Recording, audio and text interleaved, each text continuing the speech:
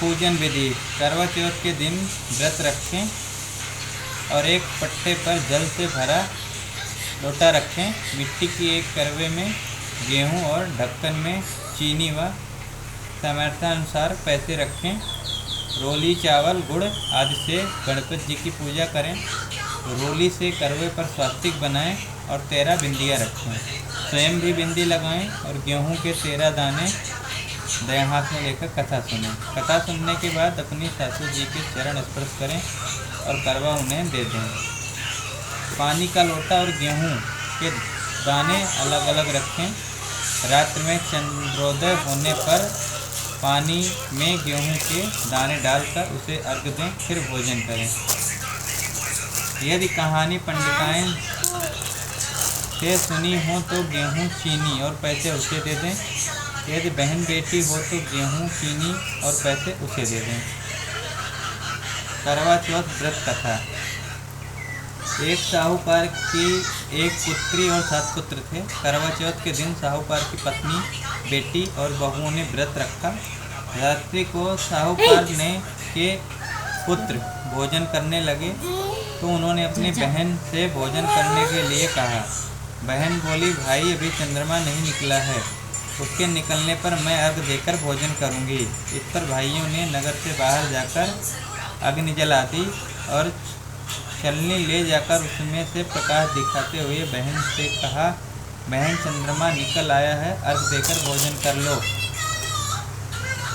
बहन अपनी भाभियों को भी बुला लाई कि तुम भी चंद्रमा को अर्घ दे दो, किंतु वो अपनी पतियों की करतूतें जानती थी।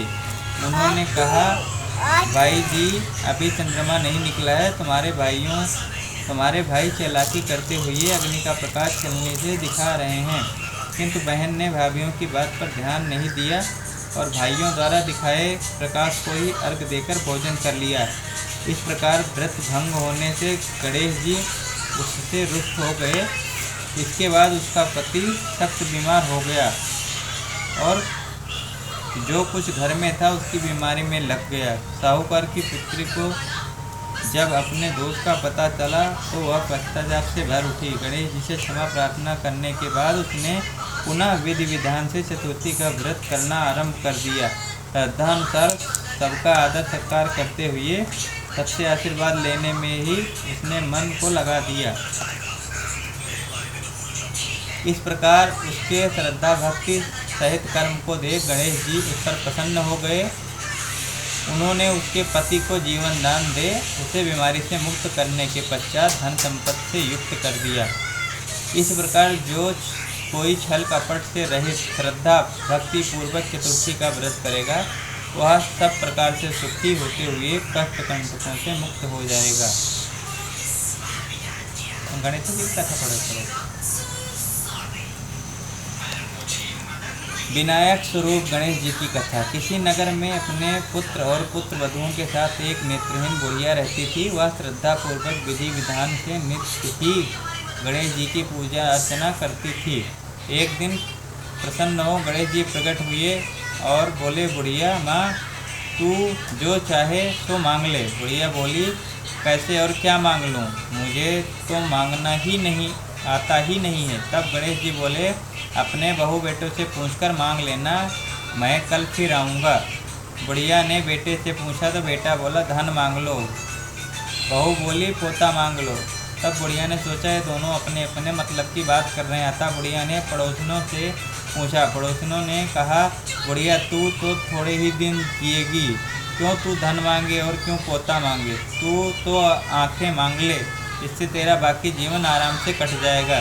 लेकिन बुढ़िया ने पड़ोसिनों की बात नहीं मानी। उसने सोचा कि जिसमें बेटा बहू राजी हो वह मांग लूँ, अपने मतलब की चीज़ भी मांग लूँ। अगले दिन गणेश जी और बोले, बुढ़िया माँ जो चाहे सो मांग लो। बुढ़िया बोली, यदि आप प्रसन्न हैं तो मुझे 9 करोड़ की माया दे दो, निरोगी काया दे दो, आँखों की रोशनी दे दो, पोता दें, सब प्रकार से सुख दें, अंत में मोक्ष दें। गणेश जी बोले, बुढ़िया माँ तूने तो हमें ठग लिया, किंतु तेरा वर तुझे मिलेगा, तथास्तु। इतना कहकर गणेश जी अंतर्ध्यान हो गए। बुढ़िया को वर के अनुसार सब कुछ मिल गया। हे सिद्धि विनायक गणेश जी, जैसे तुमने उस बुढ़िया को सब कुछ दिया था वैसे ही हमें भी देने की कृपा करें। बोलो गणपति बाबा की जय। करवा चौथ का अजमान। एक थाल में चार चार चूड़ियाँ 13 जगह रखकर उनके ऊपर थोड़ा थोड़ा हलवा रख दें। थाल में एक साड़ी ब्लाउज सामर्थ्य अनुसार रुपए भी रखें।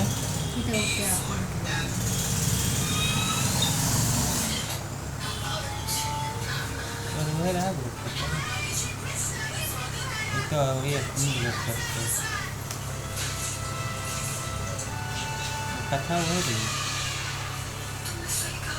अरे वही कथा थी तो दिवाली कथा है, कथा तो नहीं होती।